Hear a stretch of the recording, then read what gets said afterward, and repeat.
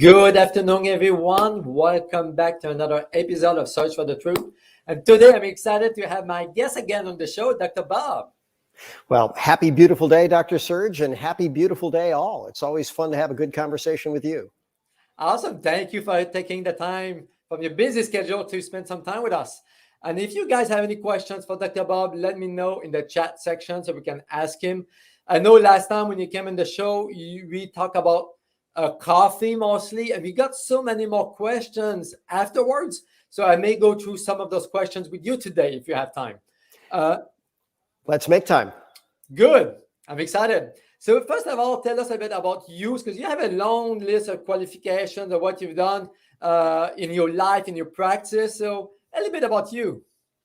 Well, I like to tell people that I'm always a student and sometimes a teacher, and a teacher to the tune of over 10,000 hours of license renewal seminars to doctors on 6 continents. But, 4 different degrees, 3 different postgraduate degrees. I'm the clinic director of the Natural Medicine Center in Houston, Texas. And much like you, we look at people and we try to figure out every natural strategy that they can do to get better fast. And the great news is we have good success with a huge variety of patients. And what is really remarkable about you is you work with professional athletes. That's impressive to me. It's fun too. There's a pro and a con to everything. What's the good is that these people are very motivated. Sometimes they're competing for a world championship. They want to get better fast. And so they're very, very compliant, and they don't want to leave any stone unturned. So when you can be thorough about how you assess the patient and how you interact, you have the greatest probability of success. So we have profound success and fast success with the pros. And we try to spill that philosophy over to everybody else. And, we let them know the more thorough we are, the faster you can get better. It must be exciting to work with those kind of clients, because I know, I will assume they are 100% compliant. They do everything you ask them to do, right? That's a good rule for them. Yeah, they are as motivated as anybody. And so I would love to somehow encourage people to realize that, their health is the greatest thing that they can take care of. Their best gift to the world is a healthy, vibrant, happy person. And so why don't we dot every I and cross every T and move everybody we can in that direction? You're right. And I think one of the main barriers to help those clients or people in general is it's a mind game, right? Changing our lifestyles, our routines. We are creature of habit, and oftentimes they have issues or difficulties, right, to really get there. So it's really the mind. And today I want to talk about the brain. Well, brain is one of my favorite topics. I taught an international series in 2009 on the brain, and, I've always kept up with it. But, they say that our brain is more powerful than every supercomputer combined. And I'm talking about the brain in your head, the brain in my head, the brain in everybody's head out there. It is that complex. There's more connections in our brain than our leaves in the Amazon forest, more connections than stars in the universe. And so, most people would agree we use just a tiny percent of the potential of our brain for all areas of life, whether what we create or how happy we can really experience, or the amount of time we experience happiness. All of that can expand. That's so fascinating when it comes to the brain. It seems that more we research the brain, less we know about it. You know what I mean? Well, that's the humble stance, but not everybody feels that way, Dr. Serge. One of my mentors says, if we took all the Nobel Prize winners that have ever been together on the planet, and we took all that brain power and we put it together, do you think they could take raw materials and make a single living cell? And the answer is no, they can't. They haven't found that secret. So literally, even a single cell organism is more complex than all the minds could comprehend how to recreate. So somewhere along the line, you have to say there's a universal intelligence. Maybe we could even use the word God behind this. Yeah, I agree what you're saying here. And yesterday, funny enough, one of my patients sent me a video, and it was those blind people. They couldn't see why they were blind, but through the third eye, through the pineal gland, they could see, and they could ride cars, they can play video games, they can watch TV. They knew exactly what was going on around them. So the brain is so powerful and magnificent. So I want to take a tangent on that too. And for your viewers, since we're talking about the brain, there's a documentary called The Brain That Changes Itself. Oh, And there was a famous neuroscientist named Paul Baccarita who was pioneering something called sensory substitution. And there was a blind man who was seeing through an electrical apparatus. And they originally said it was like someone would draw pictures on your back and you would try to feel what it was. Then they figured out that the tongue was much more sensitive. So he'd have a little electrode on the tongue and it would draw the pictures on his tongue and his brain could actually see it. And they had a video of him shooting a basket and making it. So very, very fascinating. wow, that's unbelievable. Like you said, God created our body, our brain. It's amazing. Let's dive into this topic because I'm sure you have seen it yourself in your clinic. I've seen it in my clinic since 2020, beginning of 2020. The pandemic really changed a lot in our life, and people are burned out, people are stressed out, people are anxious. So can you tell us a bit about what we need to do to help those people to calm the body, right? The stress, which will help the brains, because brain fog seems to be a pattern that I've seen with stress. You know what I mean? Insomnia. I mean, there's so many symptoms we can go down the road and talk about. Well, I'm going to take a little tangent as I answer this because, I always tell people if you're going to detox, you want to separate yourself from the toxic source.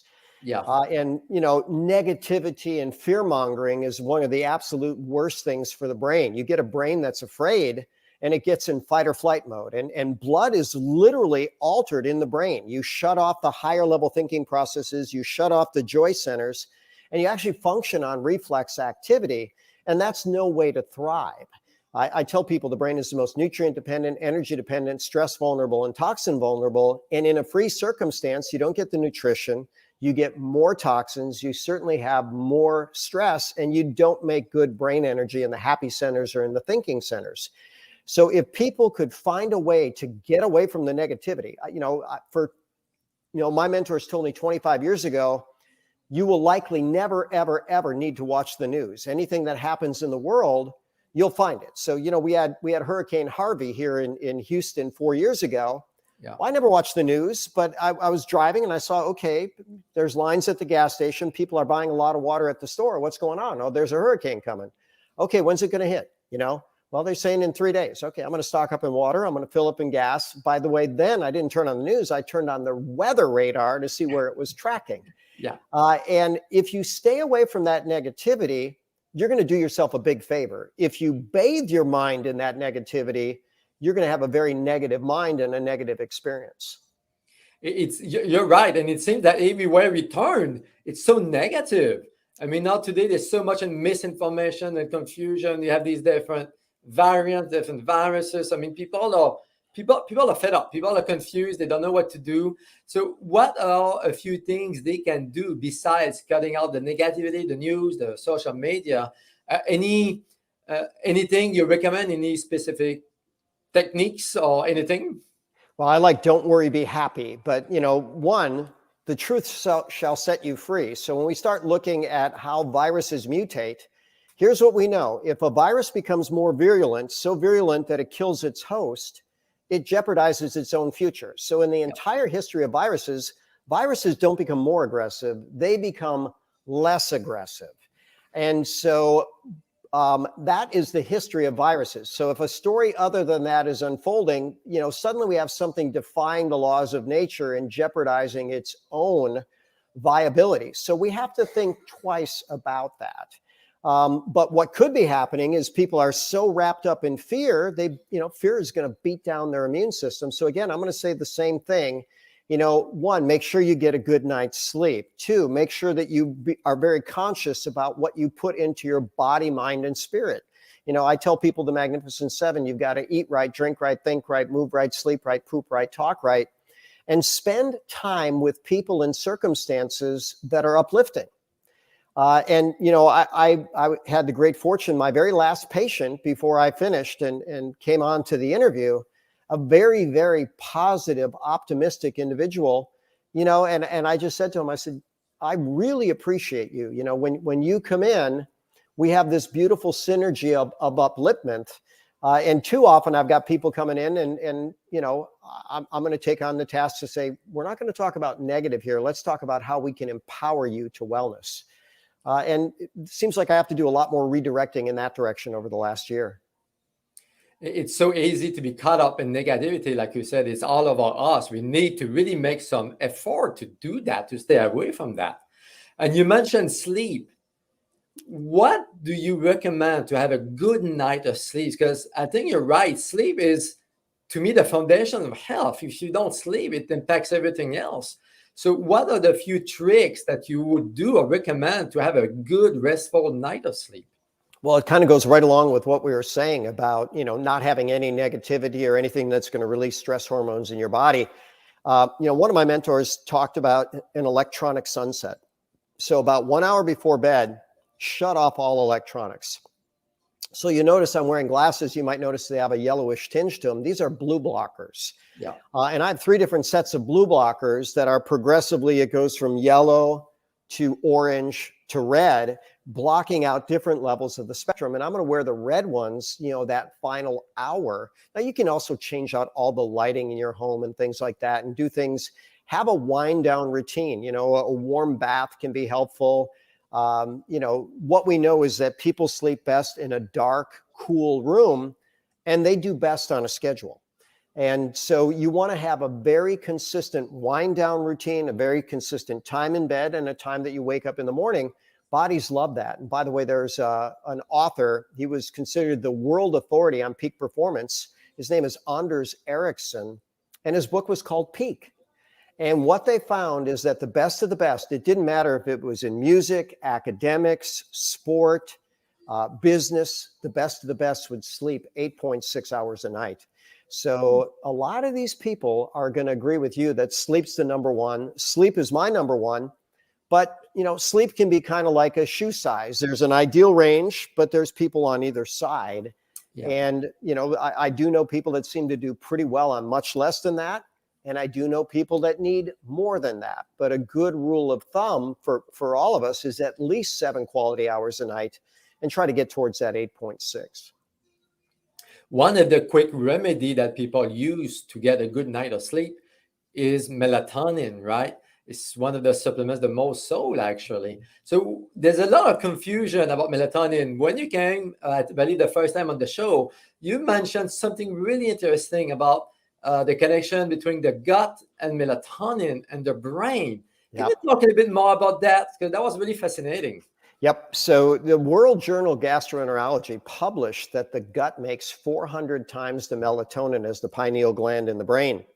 And so what's fascinating about that is melatonin should not, under normal circumstances, cross the blood-brain barrier. So when people take it orally, does it get to their brain? And in theory, it shouldn't. But what it does is it puts the brakes on the stress response. And so it appears that when people are having a challenge falling asleep, it's because their body's running on stress hormones rather than not. So the adrenal cortex, the anti-stress glands that release cortisol, they have melatonin receptors. And when you take that melatonin, it likely binds there, decreases the stress response. There's a number of different ways that I assess stress resiliency, stress response in the office. And so years ago, I came up with a triple, what I call stress reset. I recommend melatonin, about 1 to 2 milligrams every waking hour. That calms the body. Theanine, 100 to 200 milligrams every waking hour. That's a GABA facilitator, crosses the blood-brain barrier, calms the mind. And then Ganoderma spores. And if you look at the medical literature, Ganoderma spores calm the body, the mind, and the spirit. And you might say, come on, the spirit? Well, yeah, there's a PubMed study that shows that. So how fascinating that, we have such wonderful tools available to us. And, now as we take the tangent of this, I think we've done more stress resets the last 18 months and it might be 5x than in any 18-month period before. So it's very, very, very significant. So are you saying that melatonin doesn't do what people believe it does in the body? It doesn't work in the brain, but it works on the adrenals? Well, it works in both. But so what I tell people is, we've got a blood-brain barrier. And when I was in school 30 plus years ago, they said, well, that protects the brain from toxins. Yeah. But that's not really true because most environmental toxins are fat soluble and they will readily cross the blood-brain barrier. Yeah. But what the blood-brain barrier does is it keeps what's in the brain and what's in the body. So the gut makes 90% of our serotonin, which is our happy chemical. And, you know, imagine if that crossed the blood-brain barrier. Well, everybody would be super happy all the time, but we don't see that happening. In the brain, the neurotransmitter glutamate is the neurotransmitter of seizure if it's too high. But in the body, glutamate is a neurotransmitter of pain.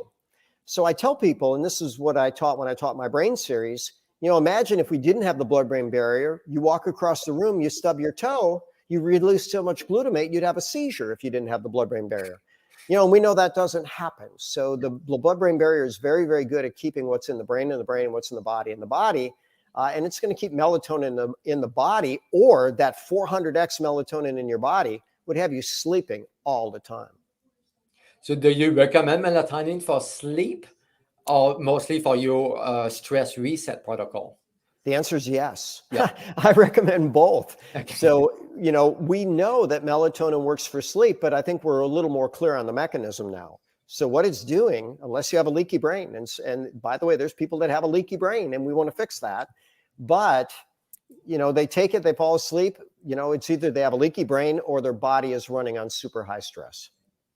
Wow, you've been talking about stress, or you've been mentioning stress often. So what's the connection with the brain?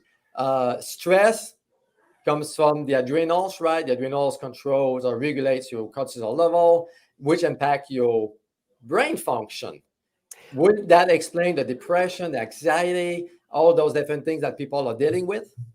Yeah, but you know what? I'm going to go a little different. I'm going to say it's the brain that triggers the stress rather than the body. So when you look at it, right, we have our perception. And I'll tell about a very interesting book I read, I think it was a decade ago. It was called The Good Psychopath's Guide to Success. Okay. And what they were doing is they were saying they would show people videos and they'd do brain mapping. They'd see, okay, what lights up in their brain?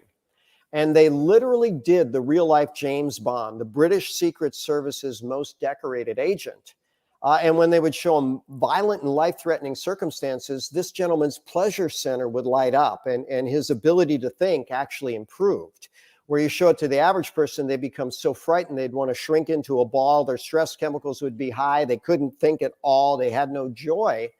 And so in that way, I'm very, very grateful that we have people that can function in that environment and function very, very effectively. By the way, they call that a good psychopath. A bad psychopath, you know, would use that type of information for very bad information. But how we perceive the circumstance makes a big difference. So one of the classic stories is, you know, let's say that a tiger walks into my room or your room. You know, most of us are going to be very, very frightened, especially if it growls. But, you know, what if it just happened to be someone's pet tiger and it was beyond tame and was just a big, wonderful animal to play with? Well, the person that knew that is very happy to see the tiger, whereas you and I are frightened out of our mind. We shut off our blood flow to our brain. We're in a fight or flight mode, or we might just be so bad that we're paralyzed by fear. Now, that's the extreme. Fight or flight can go so far that you can become paralyzed by fear, and that's usually not a good circumstance. So what would be the top 4 or 5 products or supplements you will use to get out of the fight or flight? That's something that people ask me often. I'm sure you get that question often. So people want something to take. They are used to take pills, right? So they want herbs. They want a magic pill, right? So what would you use? Well, I'm going to go with melatonin. Yes. I'm going to go with theanine. I'm going to go with Ganoderma spores. And then the next several, there's a whole series of adaptogens. There could be ginseng, there could be ashwagandha, there could be rhodiola, there could be cordyceps, you know, but the first 3 I'm very clear on. The next one, well, now we just have to look a little more specifically about how the individual's body is being affected by stress. You know, if they feel burned out, we give them ginseng. If they feel hyped up, we give them ashwagandha. If they have immune compromise, respiratory compromise, we give them cordyceps. So a lot of different ways just based on what's going on with the person. But the first 3, pretty universal. Awesome. Thank you. And you mentioned reishi mushroom a few times. So let's talk a bit about that, because this is really powerful stuff. I believe there's 3 parts to the reishi mushroom, right? So can you talk a little bit about the mushroom, what it is, and the different functions? Because I believe one of it helps with brain health, I believe. Yeah, so what's fascinating is classical herbalists will tell you that different parts of the plants have different benefit, and it certainly does. So reishi mushroom is also known as Ganoderma lucidum, is also known as ling chi. So I think more people in this part of the world know it as reishi. But Yeah. the root system is the mycelium. And we could encourage people to watch a documentary called Fantastic Fungi. And they talk about the root systems of the mushrooms literally being the internet of the earth. Very, very fascinating that there's communication across land that is transmitted through the roots of mushrooms. And it covers every inch of the globe. Then we have the flowering body. That's called the Ganoderma lucidum. It might be called the reishi mushroom. It's got all the fabulous 50, all the vitamins, minerals, amino acids, proteins, carbohydrates, fat, fiber, and water in doses that make a difference to human health. But also has 430 unique molecules, 79 of which are antimicrobial. And there's even PubMed studies that show that it helps to block replication of HIV virus. There's a popular virus that we don't name these days because somehow that information gets blocked, but you could do a PubMed search, Ganoderma lucidum, and maybe a virus you're interested in. You might be very surprised to find there's really good medical studies that Ganoderma is good for that. And then we have the spores, and that's what I mentioned because when you look at the spores, that's how the plant replicates. Some of the bioactive components, some of the very unique properties and molecules within that plant are 75 times more concentrated in the spores. So if someone wanted the best of everything, they would blend the mycelium, the Ganoderma lucidum, and the spores. But if I go with one, I go with the spores because they're clearly most powerful. That may be why I haven't been sick in some times, because I've been drinking my King every morning, twice a day. I get the spore through the coffee. So let's talk a little bit about the coffee, right? You've been working, or you've been associated with Organo, which is a company that makes beverages. And one of them is coffee, right? Yep. I believe one of the reasons is coffee is one of the most drank beverage in the world, right? The second, I believe, after water. Yeah, and by the way, tea's not far behind. So they have teas as well. But let's go back to my world champion athletes. So, I've treated so many of them. And when they were in their season, when they were going for a championship, when they were going for a gold medal, they were as diligent about every part of their life and program as anybody could be. But as soon as their career was over, guess what? They stopped. They basically stopped. And you can look at pictures of Michael Jordan after his playing days, and he doesn't look like anything, clearly he's not doing the same thing he was doing when he was playing. Good point. So what we know is that when people drink coffee or tea, it's a daily habit, and it's usually a multiple time daily habit. So we look here in the US, the average person drinks 3.3 cups a day of coffee. If you go to Finland, they drink 9 cups a day. So when you take something that, coffee itself does have some health benefits. It's got some antioxidants. It's got some anti-diabetic effect. It's actually got some fat burning benefit. It even has some brain benefit. But there's some downside to coffee. Some of it can be the toxicity, the pesticides, the acidities. So what the company has done is they patented a process by which they process the acid out of the coffee. So suddenly the coffee becomes alkaline. Then they mix in the most alkaline food in the world. And what they do by alkalizing the coffee and then mixing it in is they maximize the body benefit of the enzymes within Ganoderma. So it's absolutely brilliant. So they make a better coffee, and then they put that coffee, they turbocharge it in a way that just enhances the body, the mind, and the medical literature will even say the spirit. Wow, this is fascinating, because one of the questions I get a lot, people believe they need to quit drinking the coffee in order to be healthy. And if you look on PubMed or on different search engines, you can look at information that connect, dementia, Alzheimer's disease, different cancer, blood pressure, heart issues with coffee drinking. So are you saying that it's okay to drink coffee? It's healthy for you? Well, there's a 5.3 million people year follow-up study in New England Journal of Medicine. Here's what they said. People who drink the most coffee live the longest. It is America's #1 source of antioxidants. And it's said that we, wear out, we rust out before we burn out as a general rule. And so there's some benefits there. But now, again, we're going to take coffee and we're going to make it better. So Lucretius said over 2,000 years ago, one man's food's another man's poison. There's people that don't tolerate coffee and they shouldn't drink it. Yeah. But about 9 out of 10 people that don't tolerate regular coffee not only tolerate our coffee, but thrive on it. because it's alkaline, because it's enriched.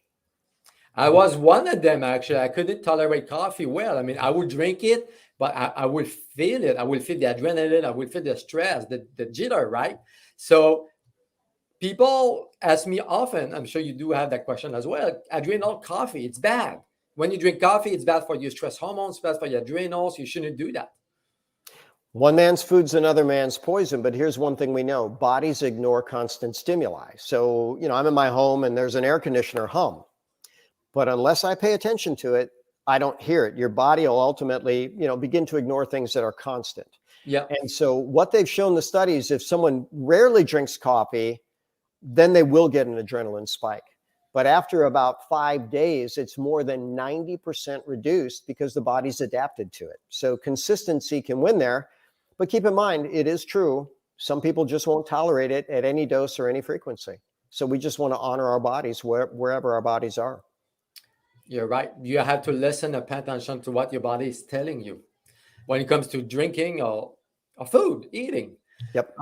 There was a question that was asked last time. I'm not sure we covered that. So that person wanted to know about mold and acrylamide, those two toxins, right, that are found in coffee beans.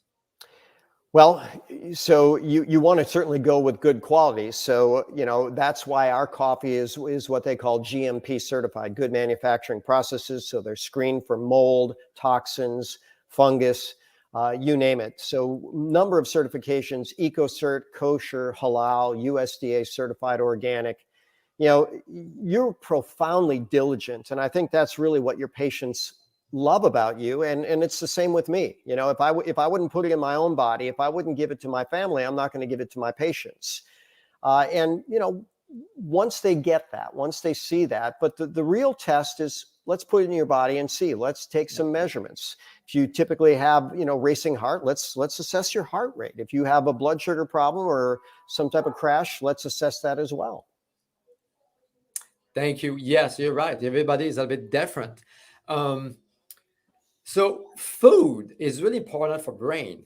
Some doctors have coined the term type 3 diabetes for dementia or Alzheimer, right? Yep. So what is the top foods for brain health? Well, the brain is mostly water. So in fact, it's the most hydrated tissue in the body. It's 77% water. So we could certainly go with a category of high water content foods. But, nutrients draw water into cells, toxins draw water from the cells. So we have to be fully nourished and not very toxic. Besides water, the top component of brain is fat. And it's a very specific fat, an omega-3 fat called docosahexaenoic acid, DHA. And so that would make fish oils or salmon the top food for the brain. Wow. What about the other fats?